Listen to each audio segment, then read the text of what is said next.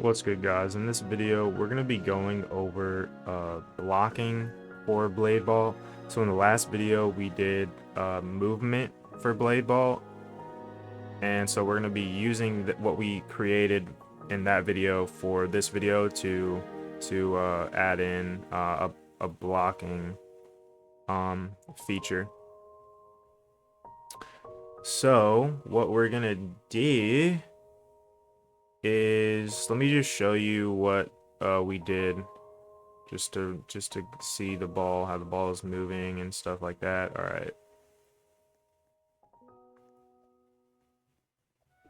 All right, so there's a couple things we're gonna want to add to make it work smoothly. And one of them is we're going to take out this starting position here. This was just for testing to get the movement, see about the movement working. And we're going to put an actual starting position in the game. So now we have this. We're going to move it up.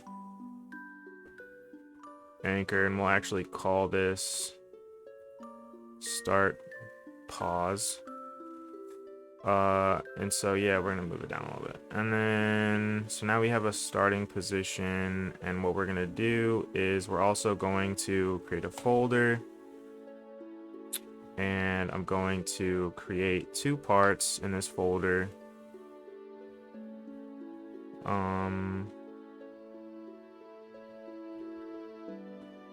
And these are gonna be our, test guys or whatever. So these, just imagine these are other players. So let's go over to our server script. All right, so we're gonna create a few variables. One is gonna be a group. This is gonna be a table. And well, actually, yeah, let's just create group for now, because I'm gonna show you what we're gonna do for adding parts to this group. So one, we're gonna do our test group. So workspace dot test group. Did we name that folder test group? No, we didn't. And we have two folders.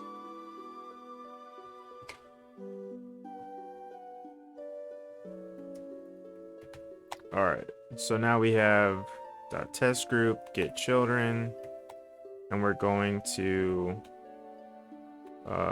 insert them into our group table, these parts, okay? And then what we're gonna do is we're going to create a player added. We're gonna actually do character added.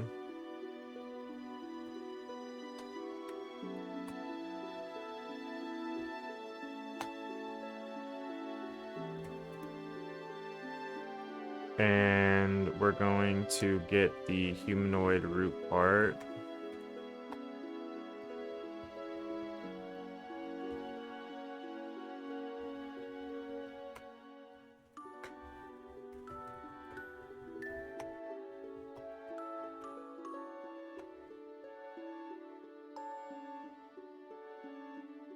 And then we're gonna insert the humanoid root part.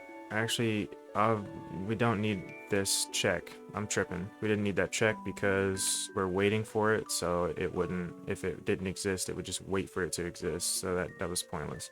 But anyways, humanoid root part. All right, so now we should have 3 members in this group. So 3 instances in the group, the 2 test parts, and then the humanoid root part, okay?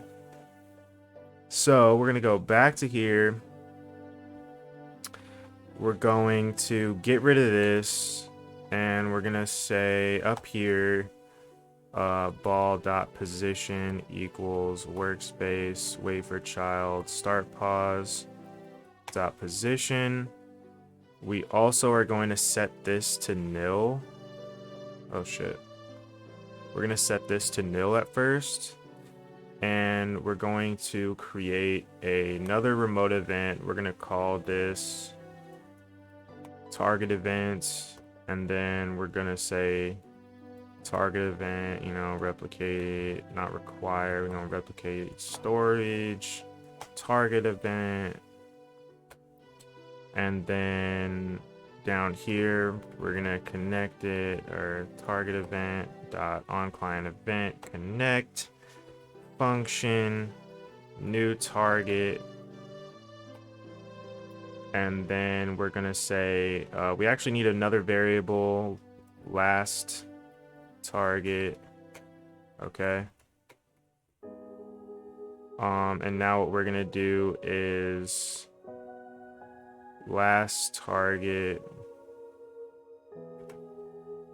or wait, we'll say last target equals current target or workspace start pause, and then current target equals new target, and then t equals 0. So we have to reset our t here. We didn't do that in the last video. So the reason why we reset our t is because it's just gonna, like, it would basically be teleporting if we never reset our t, because remember, t is the values between 0 and 1 for our alert, determining which percentage of the way it's between the targets. And so if t is always 1, it's going to be at 100%. So we need to reset our t value on this. So yeah, and then we're going to add a debounce here. So has registered equals true. We'll also do has registered equals false right here, and then we'll say and not has registered. So then we won't have our remote event just firing off however much, which is going to mess up our part on the client.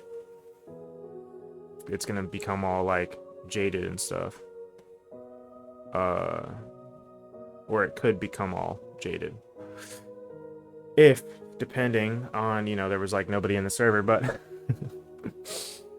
but yeah, we're just gonna do this so it doesn't, you know, mess up, because we're the only ones in the server, so we're always gonna be you know, be above the 50% of, you know, registrations. So let me go over that, because I'm probably talking nonsense at this point. In the last video, we went over how are we preventing exploiters from,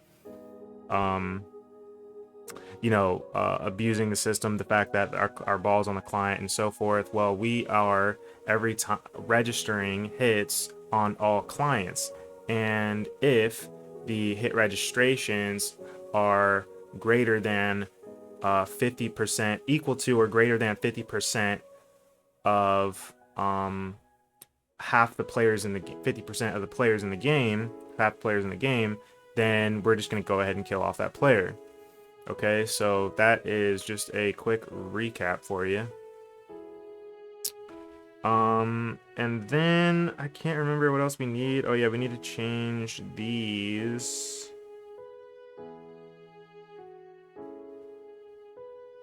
We just need to do ball.position here. And then we need to have this be last target. And last target's not going to be nil. It's going to start off as our starting position.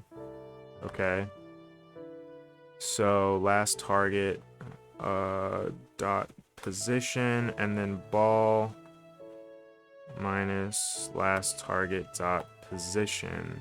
Let's go ahead and test this and see if we get any errors.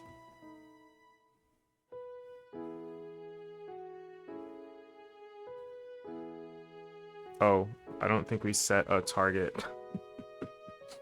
We didn't set a target. So there's you could set a target so many different ways for testing. I'm just gonna set the target with this little like function. So we'll call it set random target.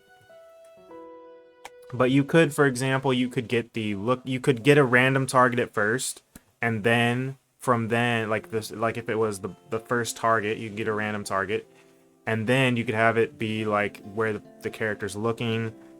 There's other ways you can do it. I mean, there's so many different ways that you could do it. So, you know, just be creative, but this is how I'm going to do it in this video. So what we're going to do is we're going to get a random index. So math.random and then hashtag the length of our group. Okay. So what we're going to do now is repeat task.wait, and we're going to do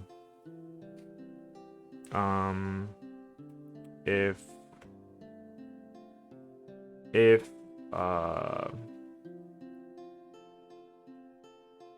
actually we don't even need this here, we can just do like this until actually, yeah, we'll just do this until random index, actually no, until what are we doing? Current target? Yeah, we need a current target variable. All right, so current target equals no until current target does not equal group random index. Okay.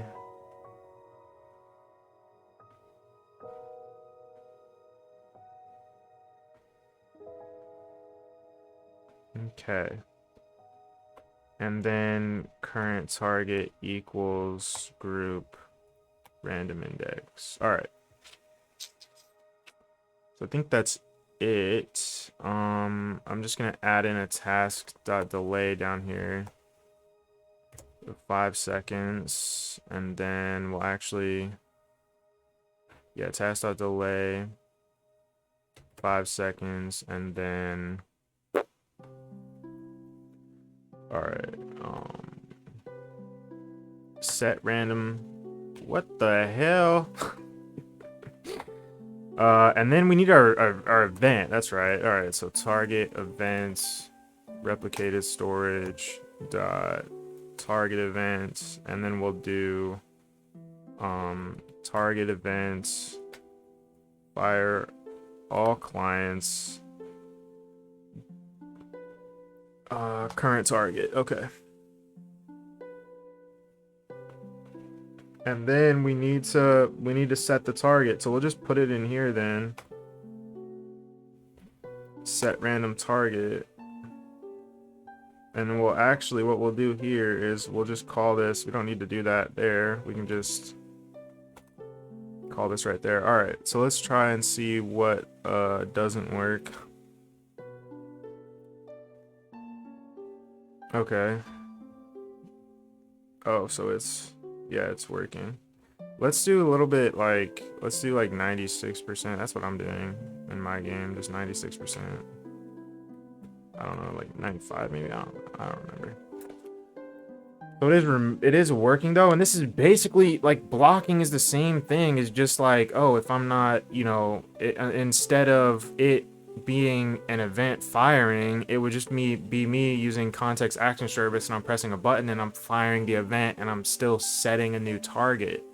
And so it's however you want to set your new target.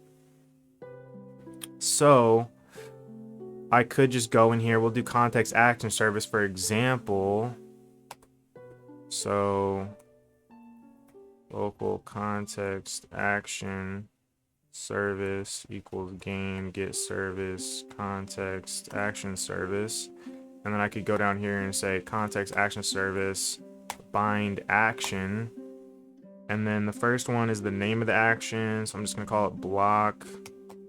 The next one is the function. Yeah, the function to bind. Okay, so we'll just do our event, our hits registered event, to be honest. Like right now, you're not going to want to do this in game, but you know, just for this example, like it's doing the same thing in this test thing, this like test situation we have. What's the last one though? The keybind is the last one, so we'll do enum.keycode.f. So this is gonna be, anytime we hit this, it's gonna block. So I'll show you real quick. Oops, what the hell? Missing 2. What is this? Line 57. Argument 2 missing or nil. Oh, what the hell? Oh, that's silly.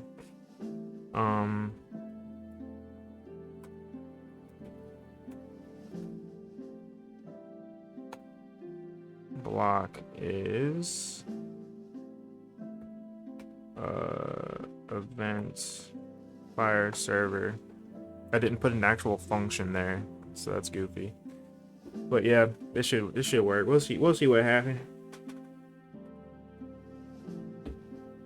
All right, so let me block. Oh, so it actually worked, but so it's working. It's just setting a new target, and it ends up being like it ends up picking like a new target. So I'm just constantly calling kill player basically. Why is this happening?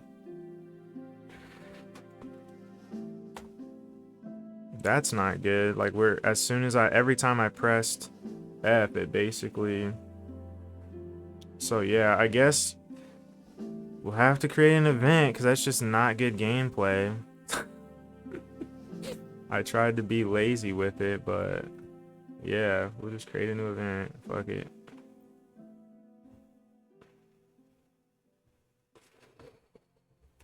Block event,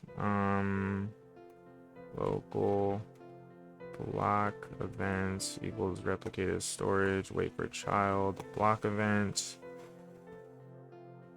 And we'll have block event fire, and then we'll say on block event, we'll say,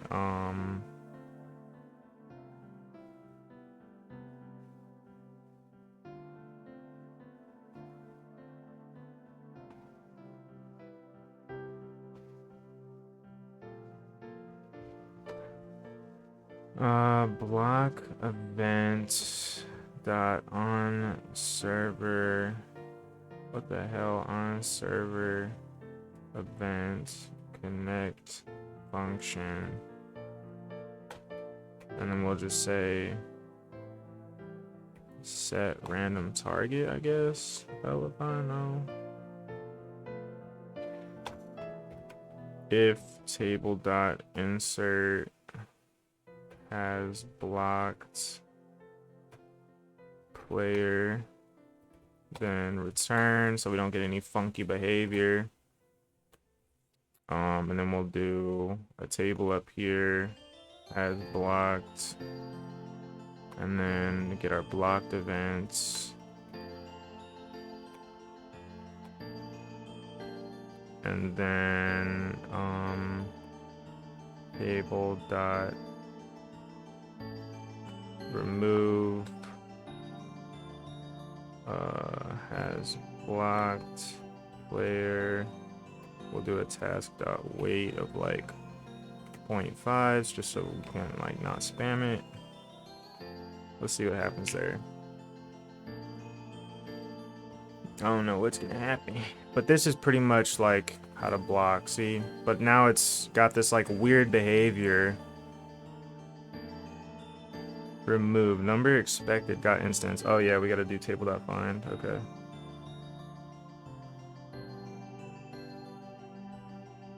Oh, what am I doing? I'm going over to VS Code. Bruh. Alright, so let's see. Yeah, table.find, because when you're using table.remove, you can only do the index, so I always like forget to put that there. Table.find has blocked players, so yeah. Let's see what happens now.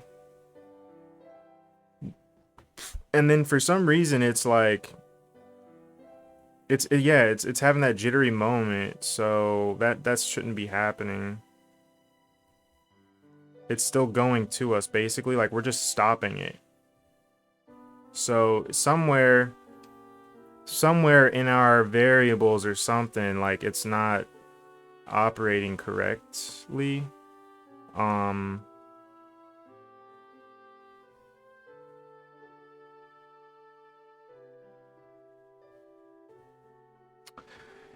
which is just kind of weird. So current target,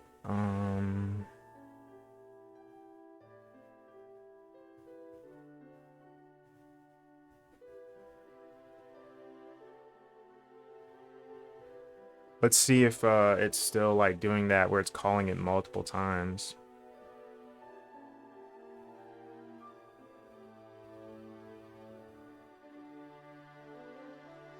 Yeah, we're just able to stop the ball basically every time we press the F keybind. So let's look at that real quick. It's very weird behavior. So block event. So block event is, oh, I see. Hold on. If table.find. Oh my goodness gracious. Just silly little mistakes of me trying to rush, basically. But I'm still able to like stop it every time, which is crazy. So that's kind of weird. We'll do table.wait1, I guess, but that shouldn't be an issue. If table.find has blocked player. Oh, we're not. My goodness.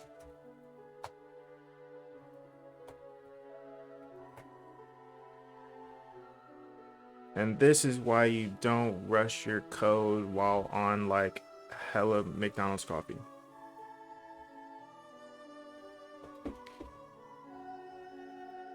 So yeah, it's working now. So let me see real quick. Boom, I blocked it. It went over. I blocked it. It went over. All right, I blocked it. I blocked it. I blocked it. Okay, cool. Blocked it. All right, cool. So it's working now. All right, and then now it's like, if you wanna, if you wanna make a distance check so they can't block it if they're super far away, then that's all you would do. So what you would do is if humanoid, are we using humanoid root part for this? If player dot character find first child humanoid root parts dot equals current target, then so now we can only block if we're the target.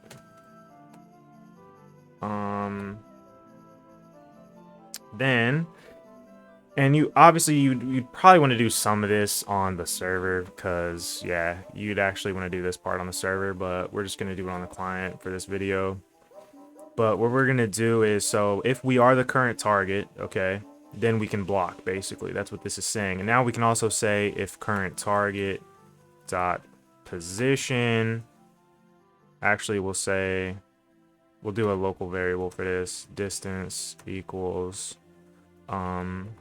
current target dot position minus, actually we'll do ball dot position minus current target dot position, and then we'll do dot magnitude, and then we'll say if distance is less than 10, then we're gonna block. All right, so yeah, and then there you go, and then that's what you would do for that. Add you a little distance check so they can't just block whenever. And obviously you want to do that on the server.